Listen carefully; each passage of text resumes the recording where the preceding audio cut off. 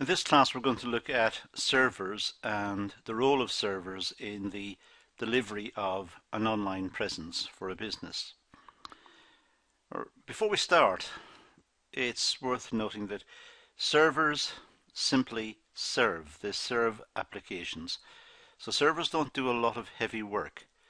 Servers simply deliver what other applications and other parts of the computing framework have developed.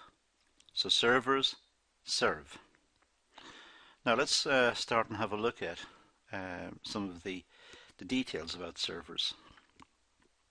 For a start, a server is a system, software and suitable computer hardware that responds to requests across a computer network to provide or help to provide a network service. So that's all the server does. It provides a service. It delivers applications, it delivers information, it delivers websites or databases or whatever it's designed to do. It simply delivers those, but it does not develop them. So the server does not do a lot of work. It serves the files. Now they can be run on dedicated computers, which are also referred to as the servers.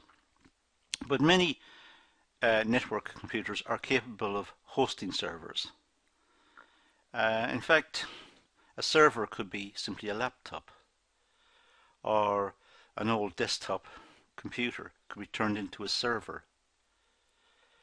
Servers are simply computers that are designed to deliver facilities that have been developed elsewhere. The term server is used quite broadly in information technology. Despite the many server branded products available, such as server versions of hardware, software or operating systems, in theory any computerized process that shares a resource to one or more client processes is a server. So if one computer is serving another computer, it's a server. If it's serving the other computer by making available websites or making available certain information, then it becomes the server. It's serving that information to other computers. So if the computers are all networked, then one of them is acting as a server. Now, while the existing whilst the existence, I should say, of files on a machine does not classify it as a server, the mechanism which shares these files to clients by the operating system is the server. So simply having files on a computer doesn't make it a server. It's the capacity to deliver those files to other computers that makes it a server. So a server has got the files, but it's also capable of delivering those files to other machines. That makes it a server on the network. Consider a web server application, such as the multi-platform Apache, the Apache server. Now, Apache is simply the name of a very popular type of server that's used on the internet. So, if we consider the Apache, the web server software can be run on any capable computer. So, an Apache server is simply a program that has been put onto a computer and it's run on the computer. This is the Apache server software. Now, generally speaking, there's a whole suite of applications that go together. For example, if we were running a server using Linux, which is a different operating system to Windows, and which is very popular on the internet, then we may have what's known as a Ubuntu server, for example. So we have a Ubuntu server, and then we put on the Apache server on top, and we add extra functionality which enables us to use the server online. For example, while a laptop or personal computer is not typically known as a server, they can, in these situations, fulfill the role of one, and they could be labeled as a server. So quite a basic laptop could become a server if it's got the right software, if it's got server software, if it's got the Apache server software, it becomes a server. It can act in the same way as a server. And it could run locally, it could run around the house, or it could run around a small business, and it becomes their own LAN, local area network. It could become their own system.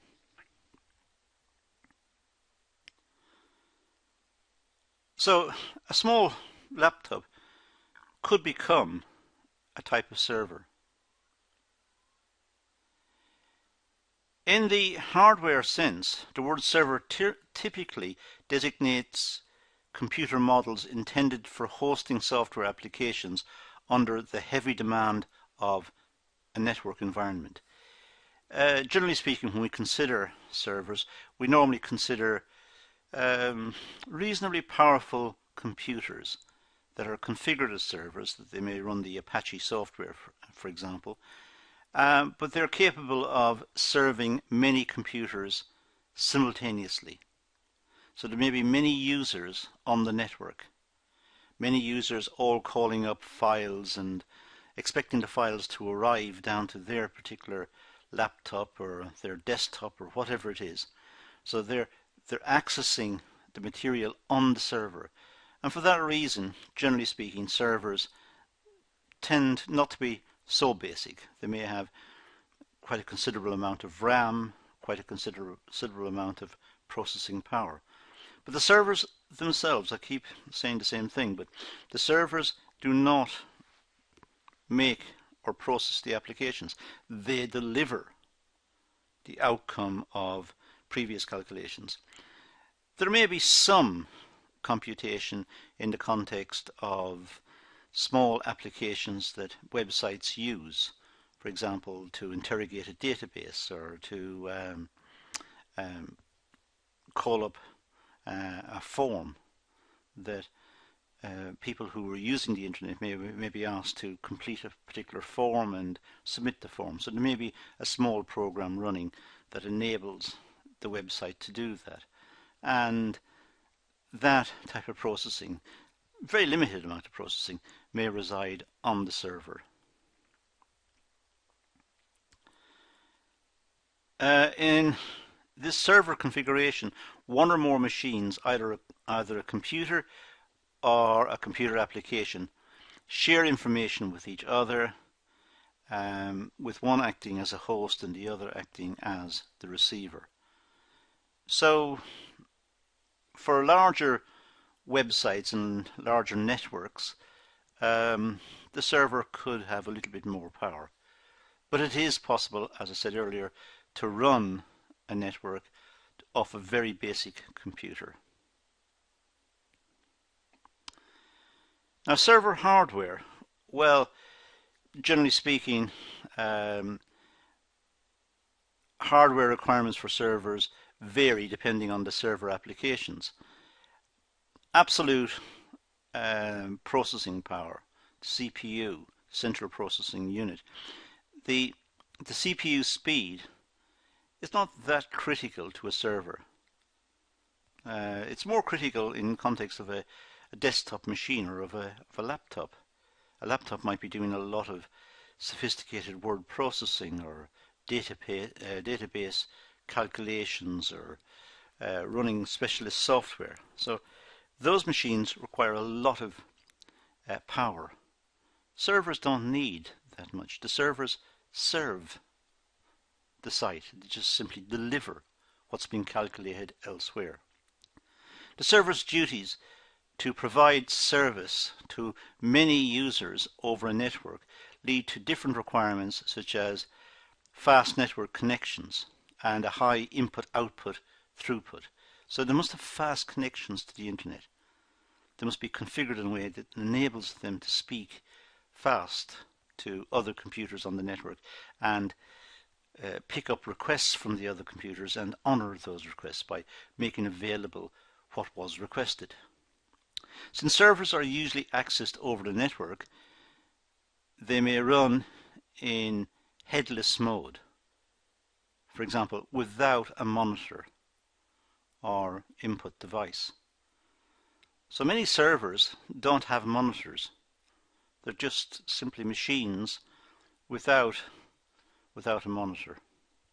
In fact, many servers don't have what's known as a graphical user interface, a GUI. So it doesn't have a GUI. It doesn't have a nice front to it. The Ubuntu server that I mentioned earlier, when it's set up, it simply gives a flashing cursor, like an old-fashioned command prompt. There's no nice interface that the user gets to be able to use the mouse to move around and click on various parts. That doesn't happen. Processes that are not needed by the server's functions are not used. Many servers do not have, as I said, graphical user interface. It's unnecessary and consumes resources that could be allocated elsewhere. Similarly, audio and USB interfaces may be not made available. Servers don't need them. Servers are there to provide web pages and provide services that have been developed on more powerful computers, put onto the network, and the servers serve them. So what servers provide? Well, in the client-server programming model, a server is a program that awaits and fulfills requests from client programs in the same or other computers. So it's a client-server relationship. The server has clients, and the clients can access the server and request information, and the server delivers that information. A given application in a computer may function as a client with requests for services from other programs, and also as a server of requests from other programs. So it's worth considering servers as simply, these are the slaves. These are the ones who answer the requests. The client makes the request for web pages. So someone has typed in http://www. whatever. Now, the server must find that information and serve it to the client, the person who typed it in. The server doesn't create the site. The server simply serves what was requested. Specific to the web, a web server is a computer program housed in a computer that serves requests for HTML pages or files, as I just said. So someone types in a web address, a URL, and types in the address. The server finds the information and serves it to that person, to that particular machine. So a web client is the requesting program associated with the user. The web client is the one who wants the information. The web server is the one who supplies it. Two parts. Web client, the person or the machine that wants the information. The web server, the one who supplies it. The web browser in your computer is a client that requests HTML files from web servers. So the web browser is a good illustration of a client. When we type in a search request into the browser, we type in we're interested in cars made in the 1980s, and it brings up a whole list of sites. It has requested those sites. It's a client. It's gone out there and requested. It said, I am the client, supply the following information. And the servers have found the information and delivered it back into the web browser. So the two parts, the client that wants the information and the server who supplies it. Now the types of server, well, we have an application server, a server dedicated to running certain software applications. So there are application softwares, servers I should say. Application servers could be running a database. So it does some amount of computation. It does perhaps some work. But generally speaking, a lot of these servers only supply limited numbers of requests, perhaps requests within organizations. If there are many clients looking for the information, then the server would have to be significantly more powerful, with a lot more RAM and a lot more processing facility. We have catalog servers, a central search point for information across a distributed network.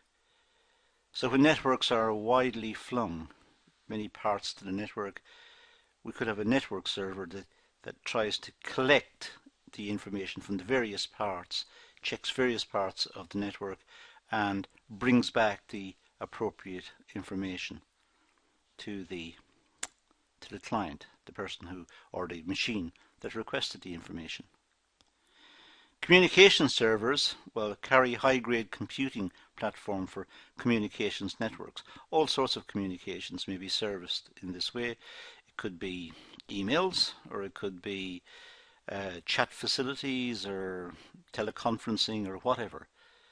And these communication servers may be, again, somewhat more powerful than I was suggesting earlier on. A compute server, well, a server intended for intensive, generally speaking, scientific computations. There are some interesting examples. The SETI, which is the Search for Extraterrestrial Intelligence, SETI, is based in California, and it's an array of many large dishes collecting information from the skies and collecting this information. They're trying to find out if there is life on other planets. But the amount of information they're collecting is vast, and they don't have enough computing power to compute all of this information. So it's possible for ordinary everyday people using their ordinary everyday connections to the internet to install a piece of software on their computers, download some data from SETI, and use their computing to analyze the data to see what results are being found. So sometimes computational servers meet vast demands of information, and sometimes it has to serve up this information in small amounts to many people who will collaborate to do the computation. But again, that's the world in which we live. The world in which we live is very complicated. There's a lot of data around, and sometimes very large computers may be required, or alternatively some alternative strategy for analyzing the data must be found, as in the SETI example I've just given you. A database server provides database services, as you would expect, to other computer programs or computers. There are servers that are dedicated to try and do some database calculations. So it's possible for the client to interrogate a database, to type in how many people of a certain age live in a certain area, and this is done by interrogating a database. Fax servers, well, not so popular anymore. Fax machines have come and gone, but the examples relating to fax servers still provide. A fax server is one that could be used for sending, let's say, a scanned image of a document to someone else. But as I said, the technology now has more or less superseded this, but in the literature it's still mentioned, so we will mention it here. Fax servers. A file server provides remote access to files.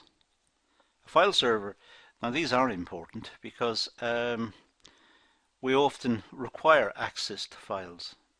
Businesses, for example, may have people in the field, may have marketing people working away from the office who need to access particular files for particular information dealing with whatever they're working on. So they need to have access to a file server. They need to be able to use the file server to access this information. There are also game servers, which are becoming increasingly important. Many games are now played online, and servers must be very powerful so as to enable people to play games online. The games are becoming very sophisticated, and it's becoming an industry in itself. Home servers, well, many homes may set up small servers for their own use, so that the various computers in the home can be connected together. Not just the computers, perhaps the various devices in the home, games consoles and laptops and desktop computers and tablets and so on. They could all be linked and share information and pass information between themselves. A mail server handles transport of and access to email. Again, a very important type of server, but specialized in dealing with emails. And emails are such an important part of communications in terms of business or even personal communications. Very important, so that there are dedicated servers set up to enable this function to take place. Mobile servers, sometimes known as server on the go. This is, generally speaking, quite a strong processor, and it's based. It could be based on a laptop, or it could be based on some small machine, but generally speaking, quite a powerful small machine. And it means that the server can be set up quite easily in different parts, and then clients within a short distance of the mobile server can log on to it. A good example of this would be many smartphones have the facility of setting up a hotspot. So the hotspot in that case acts as a bridge to the internet. Well, a mobile server may act as a bridge to the internet if it's got an internet connection, or it may simply act as a server supplying the files that it's got on its own hard drive, so that other users who are logged on to it can access those files. A domain name server is a way of assigning a name that we would understand. So Microsoft.com.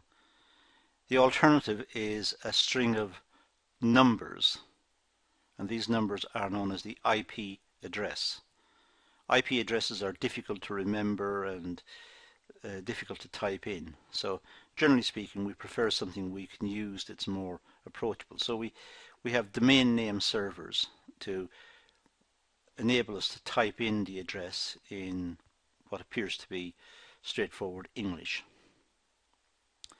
We have print server services as well. A print server is simply one that connects various computers to a printer, so that not everybody in the office needs a separate printer. Perhaps there's one printer and all the machines in the office are connected to it, and they simply do their work and then press and print, and the printer prints off their information.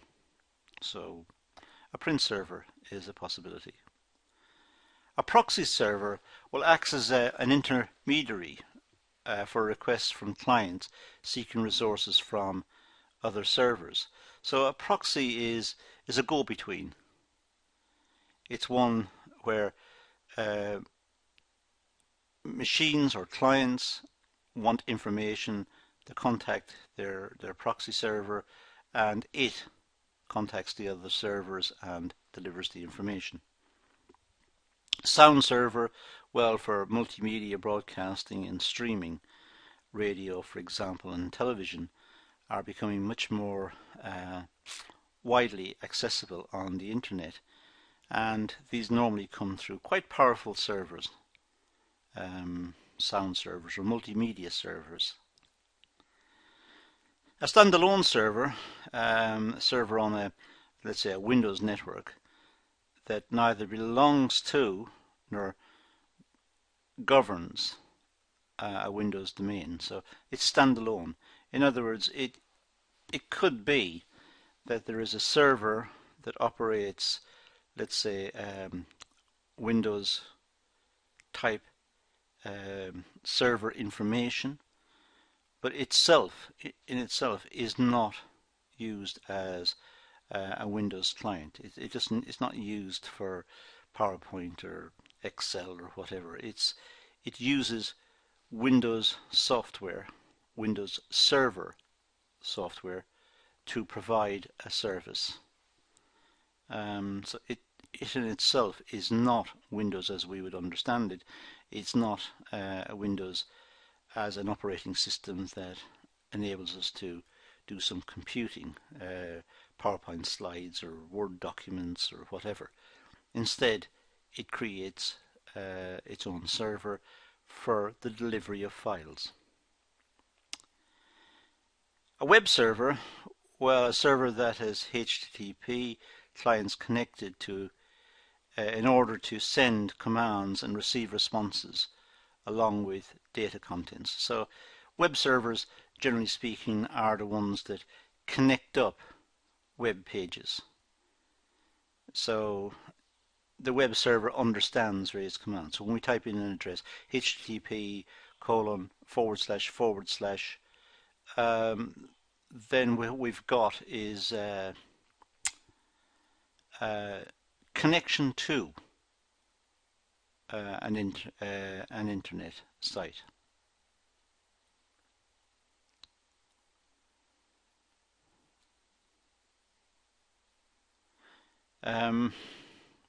Okay, so let's move to the next one. Server operating systems. Well, server operating systems tend to have certain features that make them more suitable for the server environment, such as GUI is not available or optional. As I said earlier, servers, generally speaking, don't have a graphical user interface. The ability to reconfigure and update both hardware and software to some extent without a restart. So generally speaking, these servers are able to update themselves without restarting. Once a server is online, the whole idea is to keep it online, to keep the service there. It's serving perhaps many clients, and if it crashes, if it comes down, they will not have that service.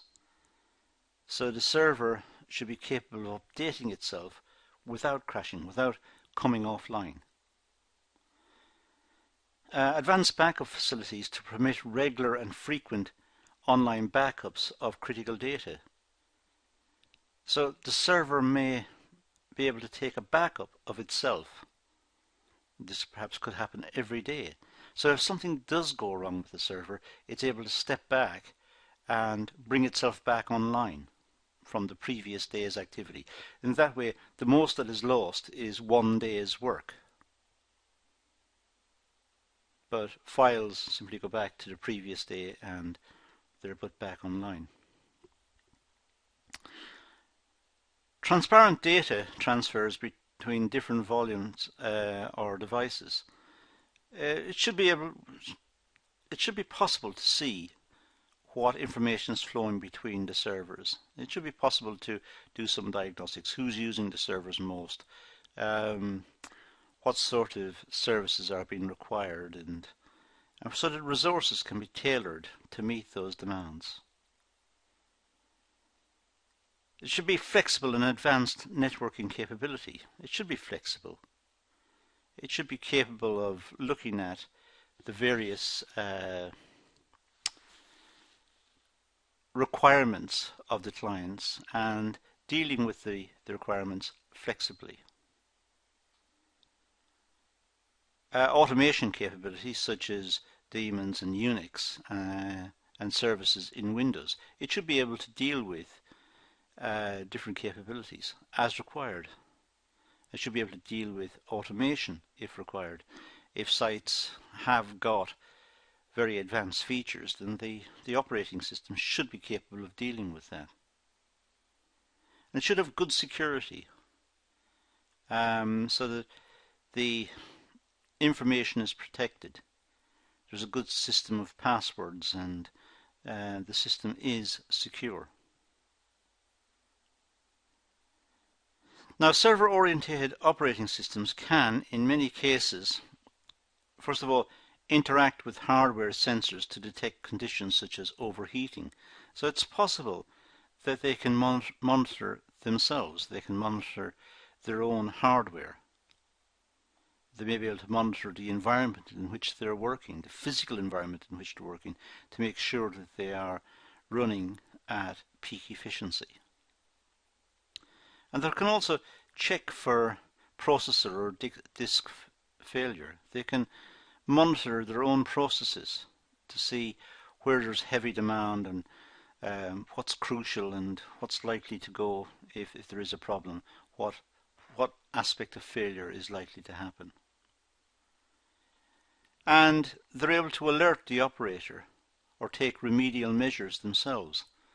So good servers can send a message perhaps to the operator to say that the temperature is now critically high, or that there is a peak demand and that the memory is at the limit of what it can handle, or whatever. So it's able to alert the operator as to what's happening, so that the operator is able to take some sort of action to help out or to bring more resources to assist. Or it could, as I said here, it may be the case that the server is actually able to reassign parts of its own hardware to meet the increased demand, if that's what's causing the problem. Different size of server. Well, I'm not going to go through these in great detail. I'm just going to say these are names that you will come across when you read about servers. They all have different capacities and different facilities that they can offer. As I said, I'm not going to go through them. They're not central to what we're discussing here today. Now, so from the above, a server is a system, software, or suitable computer hardware that responds to requests across a computer network to provide or help to provide a network service. That's what a server is. It's very straightforward. It provides it has provided a reduction in usage of paper records. So it removes a lot of paperwork. In the past, information flowed by paper. It flowed perhaps from one office to the next in the form of paper, which was updated, and more paper had to be used. Now the network can send the information and it appears on a screen and can be updated on the screen. But it only can flow from one computer to the other if there is a server. Communications and security to data has also been increased. There's never a threat of hacking and of that sort of issue, but by and large, there is an increasing awareness of the need for security, and many software houses and also antivirus and anti-malware software applications have been developed, and the software houses are making their own applications much more robust and capable of withstanding attack. But that's an ongoing story. It's always the case that there'll be somebody, I suppose, trying to plant their flag. There'll always be somebody trying to boast that they've broken in and disrupted a service for whatever reason they've in their own minds. But generally speaking, not good. Ease of reliability have been added to by servers for users. Servers have become very reliable, and the software that runs the servers has become very reliable and very stable. And managing data is now much easier than in the past. So servers have enabled the networks to handle a lot of data, process a lot of data, deliver a lot of data. That's what the servers do. And they're doing it in a much more structured, managed, efficient manner. So servers are a very important part of networks. Without servers, there would not be networks. Servers are the machines that deliver the information from one machine to the next. They have rules that they must follow, so they must identify the language. They must identify web pages must be identified as web pages, and database access requirements must be identified accordingly, and so on. But the server's job is to facilitate the transfer of information from one set of computers to another. That's all I'm going to deal with in this session, so I'm going to leave it at that and say thank you for watching.